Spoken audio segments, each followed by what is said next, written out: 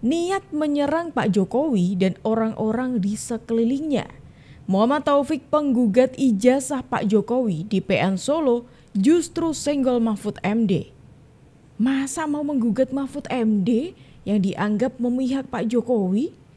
Blunder, ini jelas blunder parah. Nyenggol kok nyenggol guru besar ilmu hukum? Serius? Mendengar dirinya mau digugat, Mahfud MD justru membodoh-bodohkan si pengacara ini. Pengacara nggak ngerti ilmu hukum, kata Mahfud MD. Sidang saya akan menempuh pidana melaporkan Prof. Mahfud MD. Dia telah melakukan namanya contempt of court, penghinaan terhadap peradilan. Tidak boleh perkara yang belum diadili, dia seolah-olah sebagai hakim mengatakan bahwa gugatan itu ditolak. Ya, karena gugatan saya itu dinilainya bahan prestasi. Menurut saya tegas, Mahfud MD lancang. Yang kedua, dia melakukan penghinaan terhadap peradilan. Dan saya akan menempuh upaya hukum. Nah, upaya hukum karena ini undang-undang ITE ada dua. Teori locus delicti-nya, kalau undang-undang ITE, kebetulan saya kan menulis buku tentang ITE, saya sangat menguasai. Ada teori tentang locus delicti itu berdasarkan uploader dan downloader. Uploader itu berarti di mana Mahfud itu bicara, ya.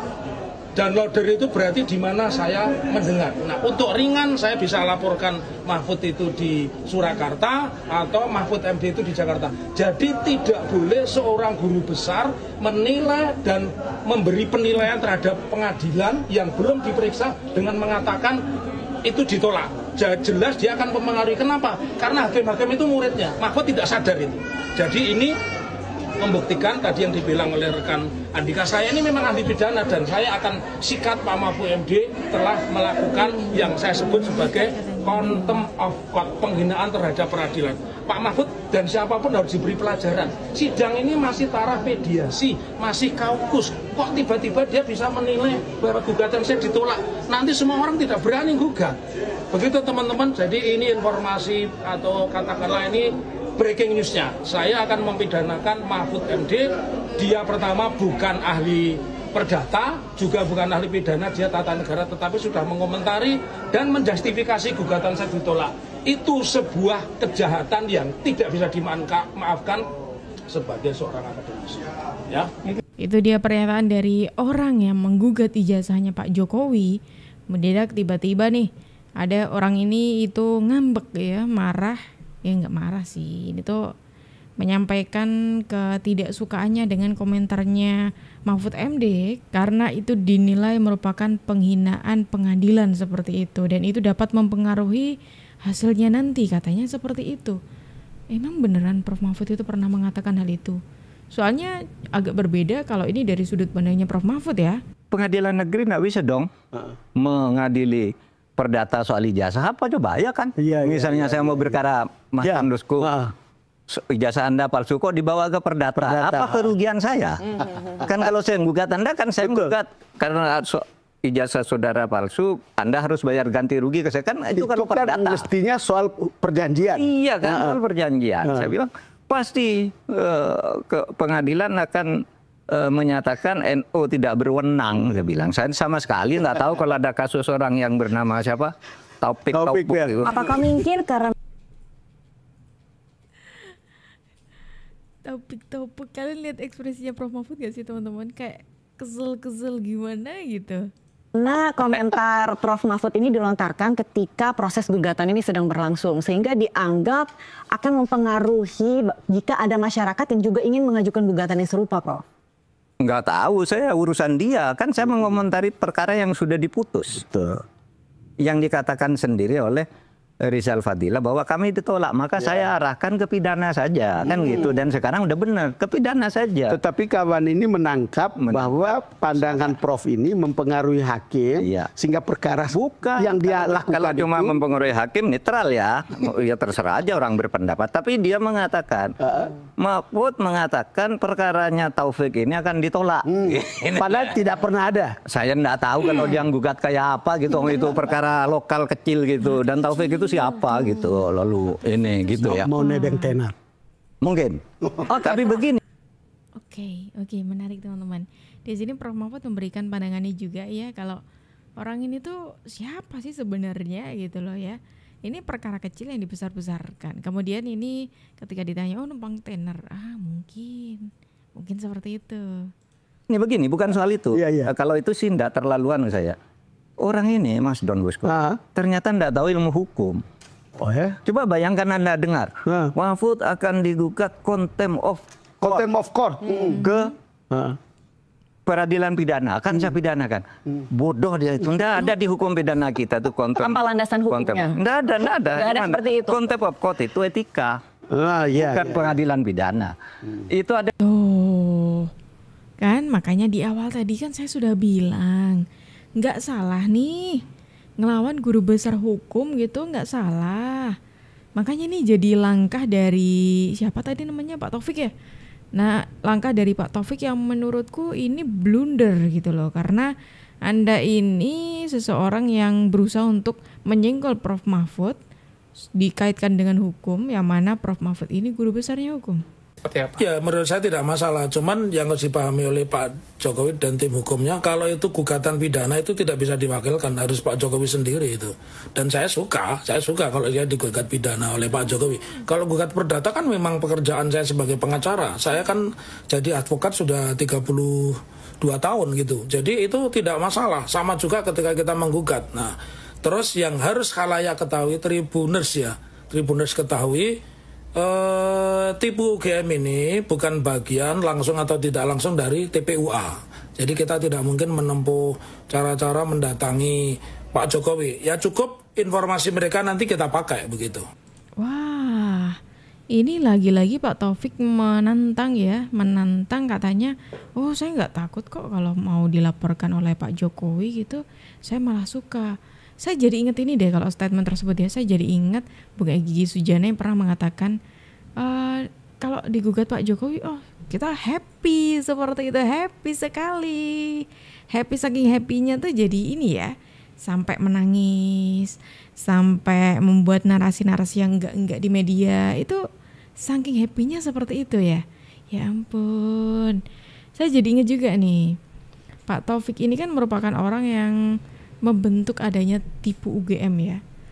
Ya dengan statementnya Pak Taufik ini kok rasa-rasanya kayak wah ini gugatan serius nih. Ini orangnya benar-benar punya data nih, seperti itu kan kita pandangnya seperti itu ya, kayak serius banget gugatannya.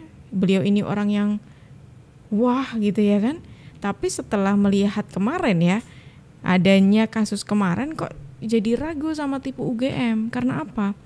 Karena apa ya saya nyebutnya, kumpulan bukan komunitas ya, tipu UGM inilah ya, itu kan dibentuk untuk melaporkan soal ijazahnya Pak Jokowi yang dituduh sebagai ijazah palsu. Lah kok tapi pengacara yang menggugat itu ijazahnya sendiri yang palsu, ijazahnya sendiri yang dipertanyakan. Pengacara dari tim tipu UGM yang melaporkan Jokowi atas dugaan ijazah palsu, Zaidal Mustafa, kini ditetapkan sebagai tersangka pemalsuan dokumen. Penetapan tersebut dikonfirmasi oleh Satreskrim Polres Sukoharjo pada Jumat 18 April 2025. Hal itu disampaikan Kasat-Reskrim Polres Sukoharjo AKP Zainuddin pada Rabu 23 April 2025. Menurutnya kasus ini dilaporkan sejak tahun 2023 silam oleh pengacara Asri Purwanti. Berdasarkan penyidikan, Zaidal diduga memakai dokumen palsu untuk pindah kuliah dari Universitas Muhammadiyah Surakarta ke Universitas Surakarta. Ia menggunakan surat pindah dan transkrip nilai dengan NIM milik mahasiswa lain yang sudah drop out. Pihak Universitas Muhammadiyah Surakarta menegaskan Zaidal bukan lulusan Fakultas Hukum melainkan dari Sarjana Pendidikan. Lantas penyidik menjadwalkan pemeriksaan Zaidal pada Senin 28 April 2025 mendatang. Ia dijerat pasal 263 ayat 2 KUHP tentang pemalsuan dokumen. Ini malah orang yang menggugat sendiri, yang pede banget mengatakan hal itu, anggotanya sendiri, malah anggotanya ditipu UGM, justru orang yang melakukan pemalsuan dokumen seperti itu. Lah kok kayak gitu nuduh orang lain memalsukan, Lah kok kayak gitu menuduh orang lain ijazahnya palsu. Kan ini ya aneh ya kan teman-teman? Aneh banget gitu loh. Bahkan ini sampai nih ya, orang yang ini, Pak Zainal Mustafa ini pada akhirnya mengundurkan diri. Kami mengundurkan diri dari tim Tipu UGM. Ya karena berseliwerannya di sosial media yang mana seolah-olah perkara ini akhirnya merembet ke saya, dan saya pengen berkonsentrasi juga untuk menangani perkara saya, sekaligus saya juga kepada teman-teman itu biar tidak terganggu juga, kasihan juga ini berjuang tapi nanti tergoreng dengan isu saya, jadi apa yang diperjuangkan jadi nanti malah terganggu. Bahkan ada netizen yang sampai memberikan komentarnya yang juga ikut-ikutan kayak ini ya, jadi ikut tertawa melihat melihat aksi dari para orang-orang yang berusaha untuk menggugat, tapi kok dirinya sendiri yang justru nyungsep sendiri, terbukti memalsukan dokumen dan lain sebagainya. Sebelum lanjut, aku mau ngingetin kalian dulu teman-teman, jangan lupa di subscribe channel ini dan pastikan kalian share video ini ke banyak orang, keluarga, saudara, teman-teman, ataupun pacar kalian juga boleh gitu ya, supaya mereka juga tahu apa sih informasi menarik hari ini.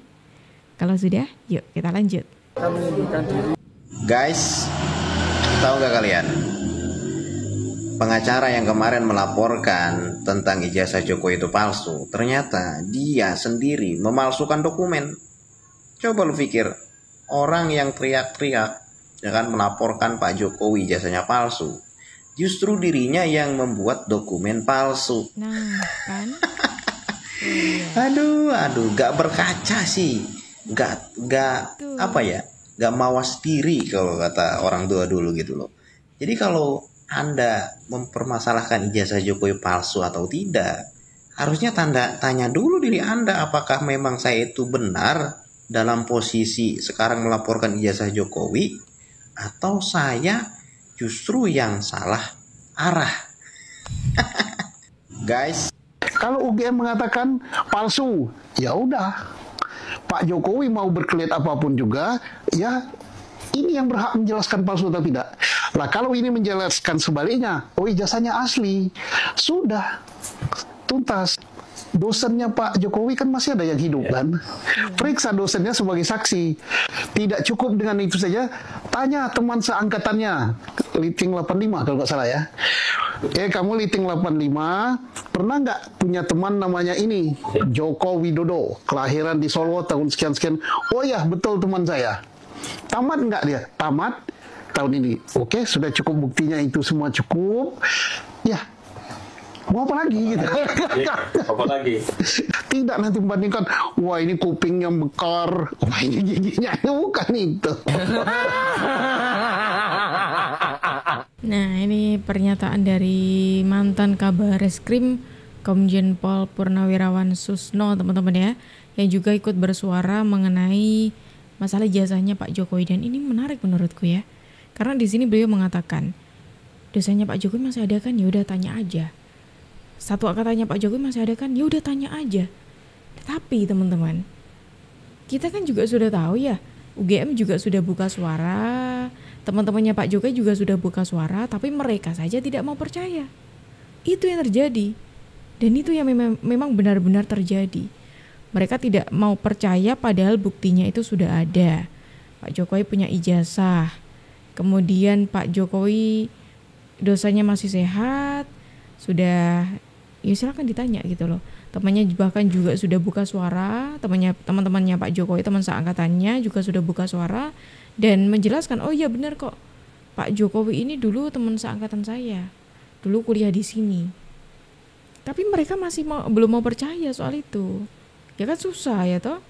Ini kan euforia yang berlebihan yang kita tahu, semua juga pakar-pakar hukum yang sebelah sana yang selama ini kenceng-kencengnya memprovokasi keadaan tentang ijazah lah, tentang ini, tentang itu gue udah tahu banget, dan dia pasti tahu konstruksi hukum dan kerangka hukum. Kalau dia nggak tahu, dia berhenti aja jadi pengacara semua, dia berhenti jadi praktisi hukum, dia berhenti jadi kaum akademisi. Kenapa? Karena akan menonjolkan kebodohan-kebodohan yang nyata gitu. Kenapa? Karena kan gue udah bilang berkali-kali, sampai lu mati, hidup lagi, mati lagi, hidup lagi, mati lagi, hidup lagi, nggak bakal bisa tuh diungkit ijazah palsu Jokowi, karena dia asli ijazahnya. Kan itu nih isu hoax yang dilontarkan oleh orangnya itu aja kita lihat. Gerakan ini, protes ini, orang itu juga provokatornya. Gerakan ini rombongan itu juga. Jadi provokator ini harusnya sebenarnya disikapi oleh Pak Prabowo dengan tegas, jangan takut itu, karena jangan biarkan provokator ini jadi api dalam sekam. Gitu. Dan saya tahu persis ini provokatornya itu juga muka-mukanya gitu loh. Kayak provokator pesanan kok kebal banget sih. Provokator ini kok kebal banget gitu loh. Dari zaman Jokowi yang memimpin dengan penuh tangan dingin ya, keikhlasan, baik hati, dibully nggak ngelawan dan lain-lain. Tetapi kan hari ini yang memimpin Pak Prabowo. Dan Pak Prabowo harus tahu bahwa gerakan-gerakan semi separatis seperti ini kan akan menghancurkan stabilitas nasional nantinya kalau dibiarkan. Harusnya tegas dong kayak Pak Harto. Saya tidak, katakan tidak, tangkap semua. Gitu, biar perlu keluarin regulasinya, tangkap ngapain? Kan kita tahu konstruksi hukum dalam undang-undang pidana dan lain-lainnya bahwa semua yang sudah berkaitan dengan isu ijazah palsu lah, apa yang palsu, kalau sudah masuk ke negara, udah terbit surat contoh katakanlah KPU, berarti negara sudah mengakui, gitu loh. Nah kan, bahkan ini gara-gara hal ini pun Firdaus Auyobo, salah satu advokat di Indonesia, itu ikut bersuara teman-teman, ikut bersuara mengenai ijazah ini. Dan ini pesan yang cukup menohok untuk para penggugat ijazahnya Pak Jokowi ya, karena di sini ada beberapa fakta yang dibeberkan oleh Bung Auyobo ya soal ijazahnya Pak Joko Widodo. Dan memang kalau dipikir logika, apa yang dikatakan Bung Auyobo tadi ya soal ini kan ijazahnya Pak Jokowi sudah pernah di ini ya, Pak Jokowi sudah pernah menjadi wali kota, gubernur, hingga presiden. Harusnya dari situ saja sudah bisa dilogikan nih. Oh, ijazahnya Pak Jokowi asli. Karena apa buktinya? Buktinya Pak Jokowi sudah pernah menjadi wali kota, gubernur, hingga presiden. Emang untuk menjabat, mencalonkan diri kayak gitu nggak diverifikasi? Kan ya pastinya melalui verifikasi ya kan? Pemirsa, unjuk rasa menuntut Roy Suryo ditahan terjadi di Kota Malang, Jawa Timur. Pengunjuk rasa menilai Roy Suryo membuat gaduh seluruh negeri dengan membuat hoaks dan tidak menghormati mantan kepala negara.